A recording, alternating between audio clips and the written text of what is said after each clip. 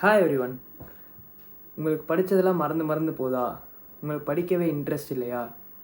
இருந்தாலும் மார்க் எடுக்கணுங்கிற எண்ணம் உங்ககிட்ட இருக்குது, ஆனால் உங்களால் படிக்க முடியலையா? இப்போ நான் சொல்ல போகிற இந்த 5 டெக்னிக்ஸ் யூஸ் பண்ணி படித்து பாருங்கள். கண்டிப்பாக உங்களுக்கு யூஸ்ஃபுல்லாக இருக்கும். நீங்களே ஆர்வமாக படிப்பீங்க. இந்த 5 டெக்னிக்ஸ் என்ன ப்ரோ, கண்டிப்பாக படிச்சிடலாமா அப்படின்னு கேட்டிங்கன்னா கண்டிப்பாக முடியும். அந்த 5 டெக்னிக்ஸ் என்னென்ன அப்படிங்கிறத ஒன்றா பார்ப்போம். முன்னாடி நம்ம சேனலுக்கு புதுசாக வந்திருந்தீங்கன்னா, நான் உங்கள் லோகேஷ், இது உங்கள் லோகி எடுவஸ். First method active recall. அப்படின்னா ஒன்றும் இல்லை. ஃபர்ஸ்ட் இப்போ நீங்கள் ஒரு புக்லேயோ கைட்லேயோ மெட்டீரியல் எதுலேயோ படிக்கிறீங்கன்னு வச்சுக்கோங்க. ஒரு கொஸ்டின், அந்த கொஸ்டினை படித்து நீங்கள் அப்படியே போகாமல் உங்களுக்கு அதை படித்த உடனே என்ன ஞாபகம் இருக்கோ அது ஒரு பிளாங்க் பேப்பர் எடுத்து எழுதி பார்க்கணும். அதில் வர மிஸ்டேக்ஸ், அதில் என்னென்ன இருக்குது, தப்பு விடுறீங்க, அந்த கொஸ்டினில் கீ பாயிண்ட் என்ன அப்படிங்கிற மார்க் பண்ணி அதை எழுதி பார்த்துடணும். இது நமக்கு எதுக்கு பெஸ்ட்டுன்னு தெரியும்னா, 2 மார்க் படிக்கிறதுக்கு, டெஃபினிஷன் படிக்கிறதுக்கு, ஃபார்முலா 1 மார்க் இதெல்லாம் படிக்கிறதுக்கு இந்த ஆக்டிவ் ரீகால் மெத்தட் செம்ம யூஸ்ஃபுல்லாக இருக்கும். இந்த மாதிரி படிச்சிங்கன்னா இது உங்களுக்கு மறக்காது. செகண்ட் டெக்னிக் என்னென்னா ஸ்பேஸ்டு ரிப்பிட்டேஷன். ஸ்பேஸ்டு ரிப்பிட்டேஷன்லாம் ஒன்றும் இல்லை, சிம்பிளான மெத்தட் தான்.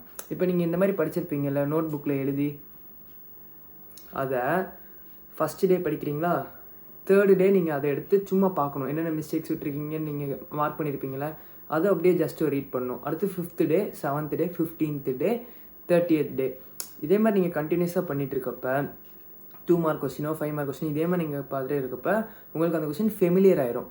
ஃபெமிலியர் ஆனால் என்ன யூஸ் ஆகும்னா, நீங்கள் இப்போ உங்களுக்கு எக்ஸாம்பிள் அது ஞாபகமே இல்லைனாலும் டக்குன்னு உங்களுக்கு அந்த பாயிண்ட் பிளிங்க் ஆயிரும்.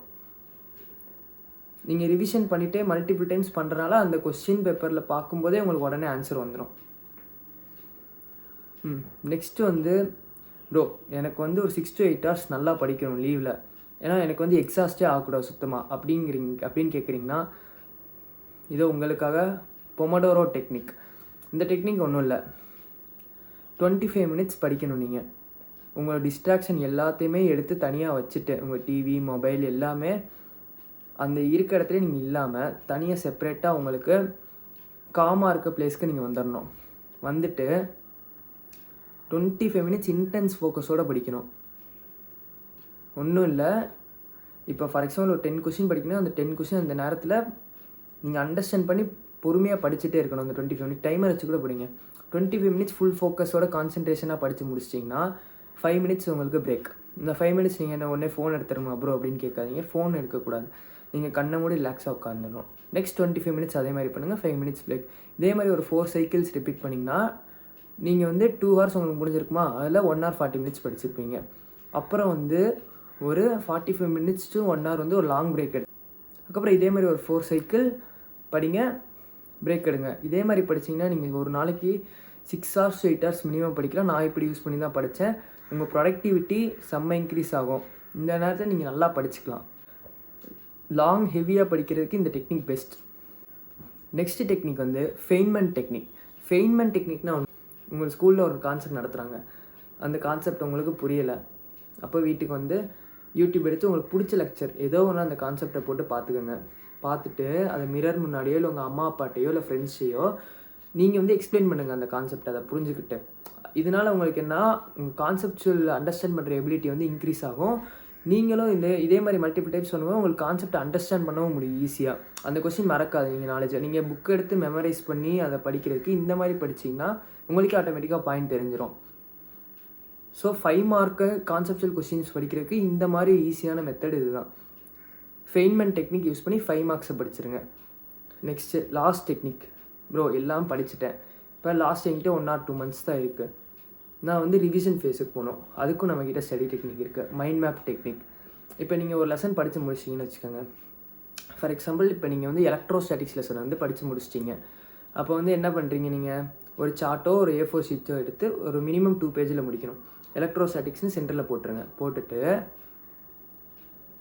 அதோட 2 marks பாயிண்ட், இப்போ எலக்ட்ரிக் பொட்டன்ஷியல், டைபோல்னா என்ன, வேண்டிகிராம் ஜென்ரேட்டர் அப்ளிகேஷன்ஸ், அந்த மாதிரி இருக்கிறது எல்லாமே பாயிண்ட், டெஃபினிஷன்ஸ், கீவேர்ட்ஸை மட்டும் எழுதி வச்சுக்கோங்க. எழுதி மைண்ட் மேப் மாதிரி போட்டுக்கோங்க. நெக்ஸ்ட் என்ன பண்ணுங்கள், 5 mark.